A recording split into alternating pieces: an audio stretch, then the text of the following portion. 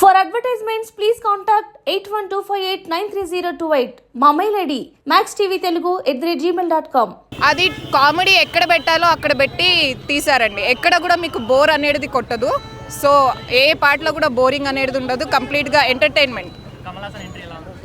అసలు మేము ఎక్స్పెక్ట్ చేయలేదు సార్ని అలా చూపించారు. అసలు కమల్ హాసన్ సార్ ఏనా అని అనిపించింది. లాస్ట్కి మళ్ళీ అతను యాక్చువల్ వే అనేది చూపించారు.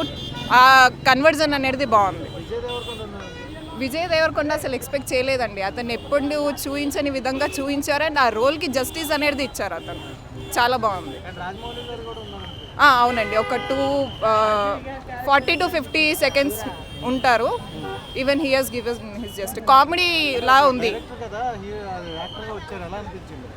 సస్పెన్స్ అది మాకు ఒక కైండ్ ఆఫ్ ఎంటర్టైన్మెంట్ అనమాట.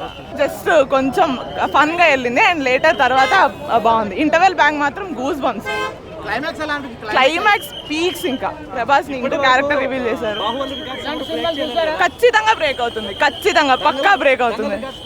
అన్ని రికార్డ్ బ్రేక్ అయితే ఇది పవన్ కళ్యాణ్ ప్రభాస్ ఫ్యాన్స్, పవన్ కళ్యాణ్ ఫ్యాన్స్ అందరూ చూడాల్సిన ఎన్నికల తర్వాత వచ్చింది. ఇది మాత్రం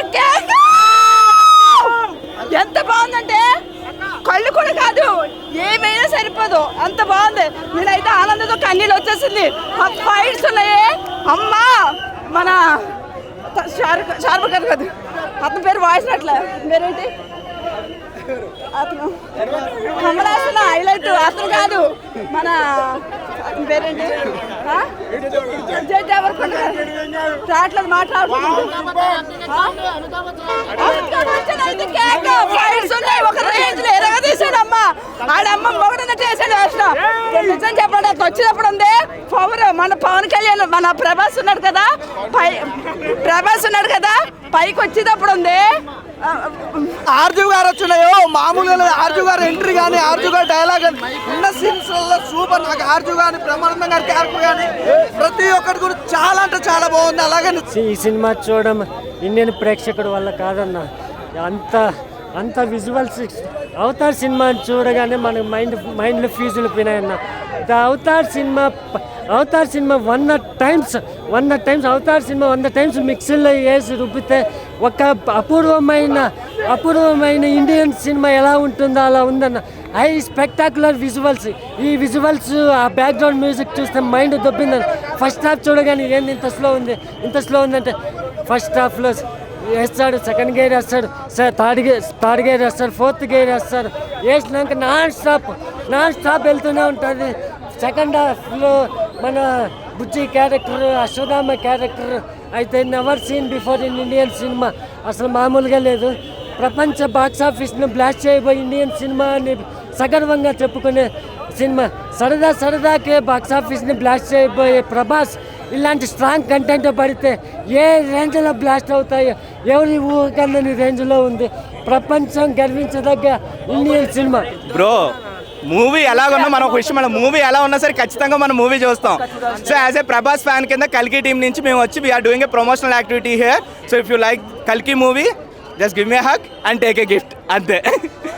కానీ బట్ ఒకటి, పైరసీని అనేది ఎంకరేజ్ చేయొద్దు, స్పాయిలర్స్ని ఎంకరేజ్ చేయొద్దు. ఖచ్చితంగా అందరూ థియేటర్కి రండి, మూవీ చూడండి. మూవీ ఖచ్చితంగా బాగుంది. సో ఫ్రైడే, సాటర్డే, సండే అందరికీ వీకెండే వచ్చి ఎంజాయ్ చేయండి. ఇంకా అంతకు మించి ఏం చెప్తాం. చెప్పడే కన్నా చూస్తే ఉంటుంది బ్రో. లుక్సా నువ్వు చూడలేదా భయ్యా? గూగుల్లో చూడలేదు భయ్యా టీజర్లో? అది నెక్స్ట్ లెవెల్ భయ్యా. ప్రభాస్ గారి లుక్కి ఏముంది? ఆయన ఎవర్ గ్రీన్ హీరో. రికార్డులు బ్రేక్ చేయాలంటే ఆయనే, మళ్ళీ దాన్ని తిరగ రాయాలన్నా ఆయనే. అవ్వవా బ్రో? ఇప్పుడు ఒక మెట్టు ఎక్కినోడికి 3వ మెట్టు ఎక్కడం పెద్ద వింత.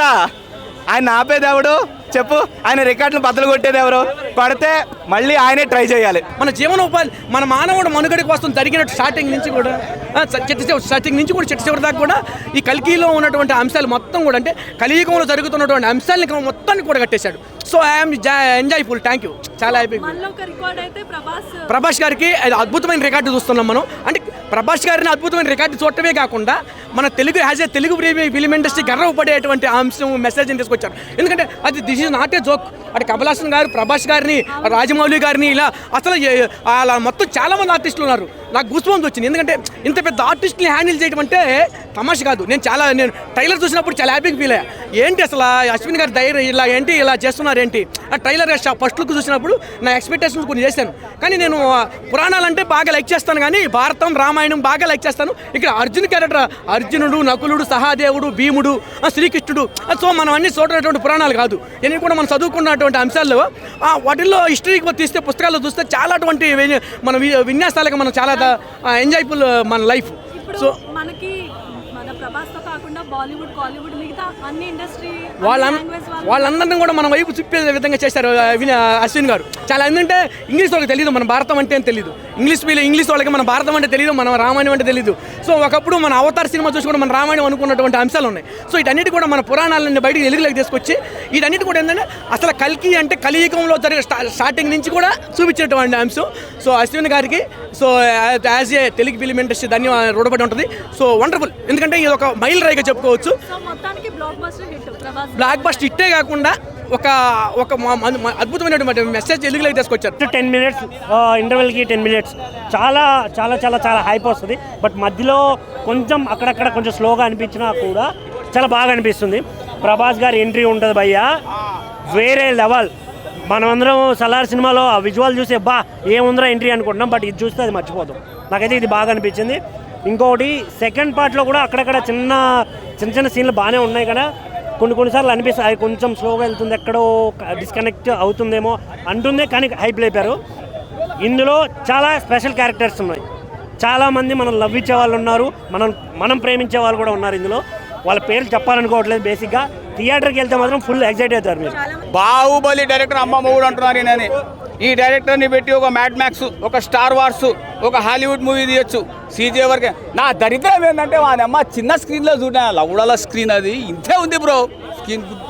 అదే అదే అమ్మా నేను చెప్పేది అదే. ఆ చిన్న స్క్రీన్లో చూడడం వల్ల అసలు నాకు అనిపించింది ఎందుకు చూసినారో అనిపించేది. కానీ పెద్ద స్క్రీన్లో చూస్తే మటుకు అసలు ఈచ్ అండ్ ఎవ్రీథింగ్ సూపర్గా కనబడుతుంది. మళ్ళీ చూడాలా, ఏం చేద్దాం, ఇప్పటికే 500 బొక్క, ఇంకో మళ్ళీ 500 బొక్క, ఏం చేస్తాం తప్పదు.